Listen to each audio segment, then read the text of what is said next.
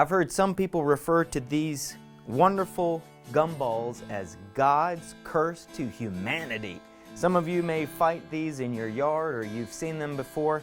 They fall from gum trees and they actually serve a very important purpose. But if you had to describe these little gumballs, many people will say things like they're prickly, others will say that they're spiky, but they're nearly indestructible. My name is Joe Varner, and I get to be the pastor of Thalia United Methodist Church, and I'd like to talk for just a moment about how our lives can look less like a prickly gumball and reflect more of the sweetness of Jesus Christ. Our passage today comes from 1 Corinthians chapter 15, and it calls Jesus Christ as the first fruits of those who have died. What in the world does that mean? Well, in other places in the Bible, Jesus taught his students that people will know us by our fruits. And what Jesus is saying is that what we say and what we do, our conduct, our lives, what our lives produces comes from within, comes from the thoughts of our hearts. Now, if in our hearts we are not reflecting the love of God in Christ, we may resemble the prickliness of a gumball, or if our hearts are rooted in God's love, we may reflect the gentleness and sweetness of Jesus Christ. So why is it then that in churches of all places we find prickly behavior? If we're really students of Jesus, then how come we hear in our churches people using their words or their behaviors, what they do, in ways that sometimes hurt people? Now, does that really match the lifestyle of Jesus Christ? When we think about everything Jesus endured, when we think about when Jesus died and that terrible pain he went through, and remember, they wrapped a crown of thorns around the head of God. Jesus became ultimately vulnerable, a lot like this banana. This banana's been through quite a bit. And that's the real difference between these fruits. A gumball has a built-in self-defense system.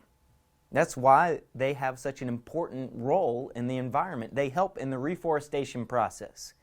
When a tract of land has been clear-cut, or when a forest fire takes every ounce of life, it's trees like gum trees and pine trees that produce these prickly fruits that help to repopulate the soil with new trees. It serves a purpose. So sometimes our prickly behavior serves a purpose when it's directed in the right way.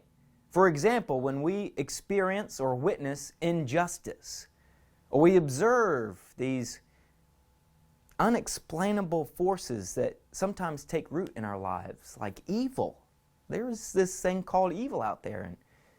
And those are good environments in which to exercise those prickly behaviors. But it's our job as followers of Jesus, as disciples of Christ, if we really want to call ourselves Christians, to know when it's time to let those prickly behaviors go and model the attitude and behavior of Jesus Christ. But the truth is, if we really want to live and love like Jesus, it can be really terrifying.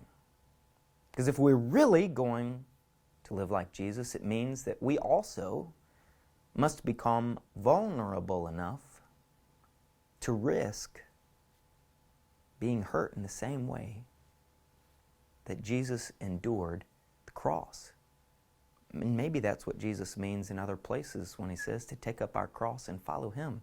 That's really scary, isn't it? I mean, I just could not imagine having to do some of the things that Jesus did. Now, that doesn't mean that we're all supposed to go find a cross and give our lives for the sins of the world. Jesus already did that for us. But it does mean that sometimes, rather than owning those prickly behaviors that well up inside of us, maybe we should adopt the same attitude that was in Christ, who submitted himself to the point of death on a cross. So I wonder what it'll mean for you today. if instead of owning that prickly behavior, we let it go when we tried something different? But how do we do that? How do we behave and talk more like Jesus? Well, if a tree is known by its fruit, and so like a gum tree, you know a gum tree by its fruit, and a gum tree only produces gumballs. Gum trees never produce bananas because of the kind of tree it is. If we want to produce more of the love of Christ in our lives, then we need to, for ourselves, experience that love on a personal level. So let me ask you something. Where do you get most of your information throughout the day? Taking the analogy of this tree a step further, the tree gets its nutrients from the soil. How do you nourish your heart and your mind? What kind of information do you feed on throughout the day? What sources are telling you what to think and do? Is it coming from school? Is it coming from the news? Is it coming from the church? Is it coming from God? It's a really hard question to answer sometimes, isn't it? So, if we expect for our lives to produce the love, the joy, and the peace of Christ, then we have to wonder, are we really giving God the kind of attention that our lives depend on in order to reflect the love of God in every aspect of our lives? So, if you haven't already started, I want to invite you to join us in one of our Bible reading plans, or to check out any number of groups in our church. If you've been feeding on all the stuff that only leads to more prickly behavior, then maybe it's time to take a break from that prickly information